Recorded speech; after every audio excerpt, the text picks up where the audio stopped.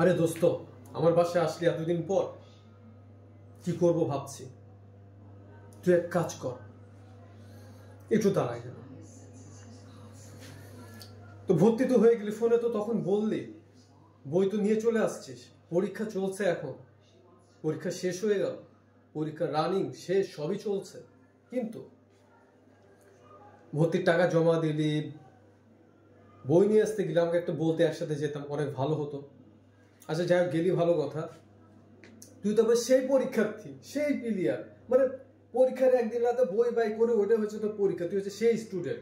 পরীক্ষা তো দিলি কি, মানে কি পরীক্ষা যে দিলি যে বলতে পারবো না। মনে হয় তুই যে পরীক্ষা দিয়েছিস না কেন, এক রাতে পরে আর কি পরীক্ষা দিবে জানি, পরীক্ষার আগের দিন খালি বই হাতে নিস আর কোনো কিছু করিস না, এটা হচ্ছে তোর কাজ। যাই হোক, ভালো কথা। বই নিয়ে আসতে গেছিলি, গতবার তোর কি হলো খেয়াল আছে? আবার কি ওই ভুল করেছিস? যেটা রিসিপ্ট ছিল তোর কাছে ছিল তো, রিসিপ্টটা নিয়ে যেটা রিসিভে ছিল সব ওই বই নিয়ে আসছিস, নাকি গতবারের মতোই একই কাজ করেছিস? যেখানে পরীক্ষার হলে যে দেখিস পরীক্ষার বই মিলে না, নাম এক বই এক, আগে পিছিয়ে এদিক ওদিক থাকে, এরকম মনে হয়? আর রিসিপ্ট যেটা আছে ওইটা দেখে বই কি নিয়ে আসছিস, ওইটা দেখে প্রতিটা বই মিলাই নিবি। যেটা বই আছে এখন হুবহু সেম নামে, একই নামের অনেক বই আছে, তাকে সেম নামে সেম বই নিয়ে আসছিস তো, নাকি আবার পরীক্ষার হলে সে আগের দিন পরীক্ষা যে দেখবি যে পরীক্ষার বই একটা, পরীক্ষা বই নিয়ে আসছি আর একটা, পরীক্ষার একটা।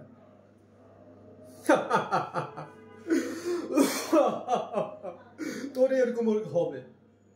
দেখ ভালো কথা, বইটা রিসিপ্টটা মিলাই নে, তাহলে তোর সমাধান শেষ হয়ে যাবে। বইগুলো ঠিক আছে, যদি না থাকে, বইয়ের নাম যদি চেঞ্জ থাকে, সঙ্গে সঙ্গে আবার যা সময় থাকতে যে বল যে আমি যে বইটা আমার এখানে দিয়েছি, আমার রিসিপে যেটা আছে, রসিদে যেটা আছে, সেই বই নাই, অন্য বই আছে, যে এটা কর।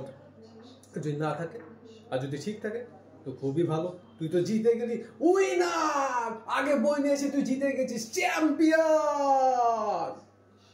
বস, আমি একটু আসছি, আর একটু চিন্তা কর কথাগুলো কি বললাম। যাই হোক, কোথায় যে যাবো দুজন মিলে এখন, পরীক্ষার সমাধান তো হলো,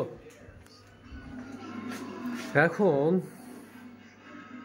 বাইরে যাই একটু ঘুরতে। দোস্ত তুই একটু বস, আমি আসছি, একটু ঘুরতে বের হব।